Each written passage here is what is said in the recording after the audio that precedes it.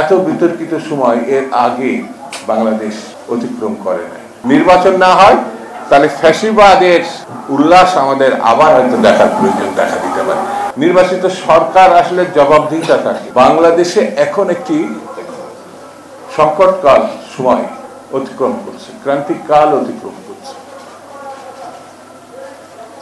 53 বছরের মধ্যে এত বিতর্কিত সময় এর আগে বাংলাদেশ অতিক্রম করে নাই। দেশ এবং সারা বিশ্বের সামনে গণতন্ত্র প্রত্যাশায় যে গণঅভ্যুত্থান হয়েছে, ছাত্র জনতা যে রক্ত দিয়েছে, জীবন দিয়েছে, হাজার হাজার ছাত্র জনতা এখনো পর্যন্ত হাসপাতালের বেডে, যারা প্রতিনিয়ত কষ্ট ভোগ করছে, অনিশ্চিত জীবনের মধ্যে পড়েছে, তাদের লক্ষ্যটাই ছিল ফ্যাসিবাদ থেকে, স্বৈরতন্ত্র থেকে গণতন্ত্রে ফিরে আসা। এই গণতন্ত্রে ফিরে আসার ব্যাপারটা এত সহজ ছিল না। দীর্ঘ 17 বছর আন্দোলন, সংগ্রাম, লড়াই, সেই লড়াইয়ের শেষ ইনিংসটা ছিল 1 মাসের চূড়ান্ত আন্দোলন। সেই আন্দোলন হাসিনাকে পালাতে বাধ্য করেছে, তার মন্ত্রী পরিষদকে পালাতে বাধ্য করেছে, তার এমপি যারা ডাকাত, খুনি, লুটেরা, এই আওয়ামী লীগ চূড়ান্ত ভাবে পরাজিত হয়ে পালিয়ে গেছে। এই পালিয়ে যাওয়ার মধ্যে দিয়ে গণতন্ত্রের সম্ভাবনা দেখা দিয়েছে। সেই গণতন্ত্রের উত্তরণের জন্য এখন খুব জরুরি হচ্ছে একটি নির্বাচন, জাতীয় সংসদের নির্বাচন। এদেশের মানুষ 3টি ভোটে কখনো ভোট দিতে পারেনি। যার বয়স 35, সে কিন্তু এখনো একবারের জন্য নির্বাচনে অংশগ্রহণ করতে পারে নাই, ভোটও দিতে পারে না। সেই সম্ভাবনা দেখা দিয়েছে।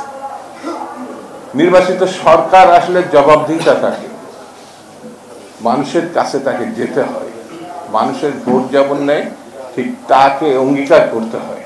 সে অঙ্গীকার যদি সে পালন করতে না পারে, তাকে একজন কৈফিয়ত দিতে হয়।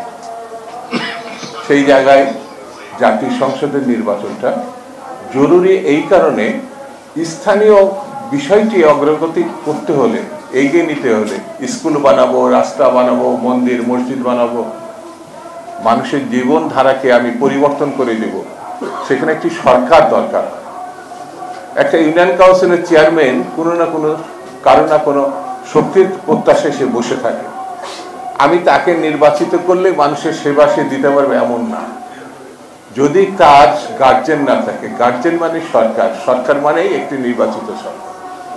আমি সেই জায়গা থেকে সরে গিয়ে নিচেরটা শক্ত করলাম, কিন্তু তাকে হাতকে শক্তিশালী করার জন্য যে গার্জেনের দরকার, সেই গার্জেন সিলেক্ট করে দিলাম। এই জায়গায় এসে আমরা দাঁড়িয়েছি। বন্ধুরা, আমি চাই যে খুনিদের বিচার দ্রুতালয়ে বিচার হবে, সাজা হবে। সেই জায়গাটাও কোনো সময় আমরা লক্ষ্য করছি একটু ঢিলার ব্যাপার আছে। তবে সরকার উদ্যোগ নিয়েছে, বলেছে তারা এটা করবে, আমি খুশি। কারণ আমরা এই সরকারকে সমর্থন করেছি, ডক্টর মোহাম্মদ ইউনূসকে সমর্থন করেছি। দেখবেন এক ধরনের বিশৃঙ্খলা তৈরি পরিকল্পিতভাবে চেষ্টা হচ্ছে। যদি বিশৃঙ্খলা হয়, নির্বাচন হবে না। নির্বাচন না হয় তাহলে ফ্যাসিবাদের উল্লাস আমাদের আবার হয়তো দেখার প্রয়োজন দেখা দিচ্ছে।